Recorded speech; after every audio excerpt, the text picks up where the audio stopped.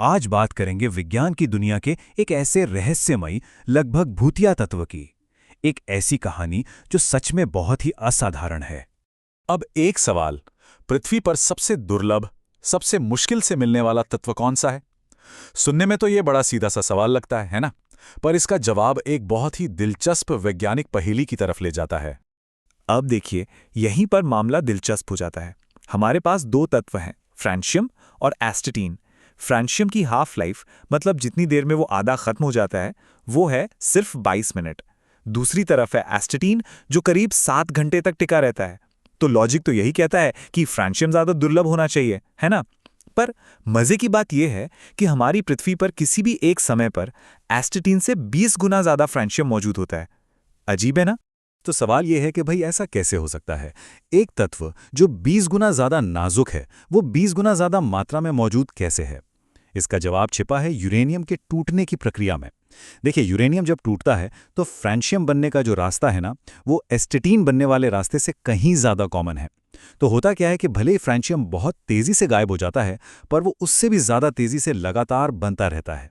तो चलिए, इस पहेली तो और गहराई से समझने के लिए सीधे मिलते हैं हमारे इस भूतिया तत्व से और जानते हैं इसके हैरान कर देने वाले गुणों के बारे में। तो ये है फ्रांशियम, एटॉमिक नंबर 87। इसे भूतिया तत्व पता क्यों कहते हैं? क्योंकि ये इतना ज्यादा क्षणभंगुर है, इतना मायावी है कि बस एक पल के लिए बनता है और फिर गायब। इसे पकड़ पाना, इसे देख पाना लगभग नामुमकिन है। सिर्फ 22 मिनट, ये इसके सबसे स्थिर रूप की हाफ लाइफ है। मतलब अगर किसी के हाथ में फ्रांशियम का एक टुकड़ा आ भी जाए तो सिर्फ 22 मिनट के अंदर उसका आधा हिस्सा किसी और तत्व में बदल चुका होगा। जरा सोचिए, यही वजह है कि फ्रांशियम को कभी किसी ने ठोस रूप में देखा ही नहीं, मतलब एक बड़ा टुकड़ा कभी नहीं, और शायद कभी देख भी नहीं पाएगा कोई। क्योंकि अगर इसे जरा सा भी ज्यादा मात्रा में इकट्ठा करने की कोशिश की गई तो इसकी अपनी रेडियो एक्टिविटी से इतनी गर्मी पैदा होगी कि यह तुरंत भाप बनकर उड़ जाएगा। तो अब सवाल ये उठता है कि अगर ये इतना इतना मायावी है तो आखिर इसकी खोज हुई कैसे? और यहीं से शुरू होती है एक बहुत ही प्रेरणादायक कहानी। देखिए, तत्व 87 को खोजने की कोशिशें दशकों से चल रही थीं। ये एक तरह की इंटरनेशनल रेस बन गई थी, पर यह गलतियों और झूठे दावों से भरी हुई थी। सोवियत संघ ने कहा, हमने खोजा, नाम रखा रूसियम। अमेरिका ने कहा, नहीं, हमने खोजा, नाम रखा वर्जीनियम। फिर मोल्डेवियम नाम भी आया। पर हर बार ये सारे दावे गलत साबित हुए।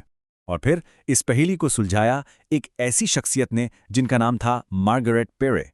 वो पेरिस के क्यूरी इंस्टीट्यूट में एक बहुत ही काबिल युवा रेडियो केमिस्ट थीं। और जानते हैं क्या? उन्हें सिर्फ 19 साल की उम्र में किसी और ने नहीं, बल्कि खुद महान मैरी क्यूरी ने अपनी असिस्टेंट के तौर पर चुना था। और यहीं पर उनकी काबिलियत सामने आती है। देखिए, दूसरे वैज्ञानिकों ने जो कहा, उन्होंने उस पर आंख बंद करके यकीन नहीं किया। उन्हें एक शक था कि एक्टिनियम के बारे में जो जानकारी है वो पूरी नहीं है। तो उन्होंने खुद जांच पड़ताल शुरू की और अपने बहुत ही बारीकी से किए गए काम के बाद 1939 में उन्होंने कुछ ऐसा खोज निकाला जिसने इतिहास रच दिया। उन्होंने देखा कि एक्टिनियम से कुछ ऐसे कण निकल रहे थे जिनकी किसी को उम्मीद ही नहीं थी। और इसका सिर्फ एक ही मतलब हो सकता था कि एक्टिनियम टूटकर एक बिल्कुल नए अनजाने तत्व में बदल रहा था, तत्व नंबर 87। तो मार्गरेट पेरे ने उस लापता तत्व को तो ढूंढ निकाला था, पर इसके गुण, इसकी खासियतें अब भी एक बहुत बड़ा रहस्य थी। एक ऐसा रहस्य जो हमें पीरियोडिक टेबल के एक और राज की तरफ ले जाता है।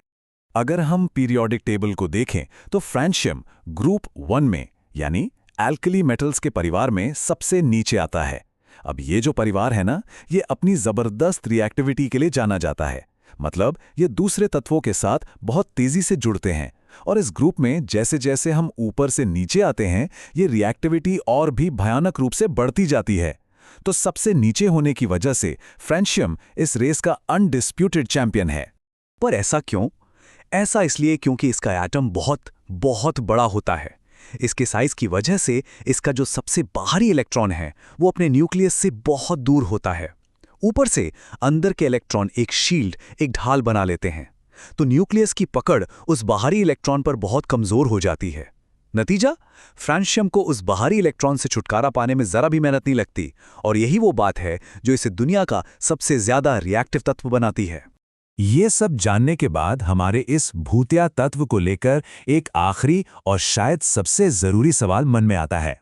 सच तो ये है कि फ्रेंशियम का कोई कमर्शियल इस्तेमाल है ही नहीं। ये इतना दुर्लभ और इतना अस्थिर है कि इसका कोई भी प्रैक्टिकल यूज नहीं है, एक भी नहीं। तो फिर इतना परेशान क्यों होना? दशकों तक एक ऐसे तत्व के पीछे क्यों भागना जो देखा जाए तो किसी काम का ही नहीं है? और इसका जवाब बहुत खूबसूरत है। इसका असली मूल्य है ज्ञान की खोज। सिर्फ जानने के लिए साइंस राइटर सैम कीन ने क्या खूब कहा है कि हमें इन बेकार तत्वों की अनुपयोगिता को अपनाना चाहिए, उसका जश्न मनाना चाहिए, क्योंकि ये इंसानी ज्ञान और खुशी के सागर में अपना योगदान देते हैं, जो कोई छोटी बात नहीं है। असल में ये सब इंसान की अपनी सीमाओं से आगे जाने की चाहत के बारे में है। हर चीज़ को जानने की, हर पहेली को सुलझाने की हमारी जो बुनियादी इच्छा है, ये खोज उसी का नतीजा है।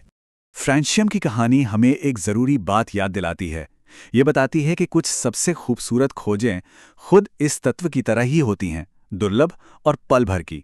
और जाते जाते ये हमारे लिए एक बहुत ही सरल लेकिन गहरा सवाल छोड़ जाती है कि किसी चीज़ को सिर्फ जानने की खातिर जानने का क्या मूल्य है।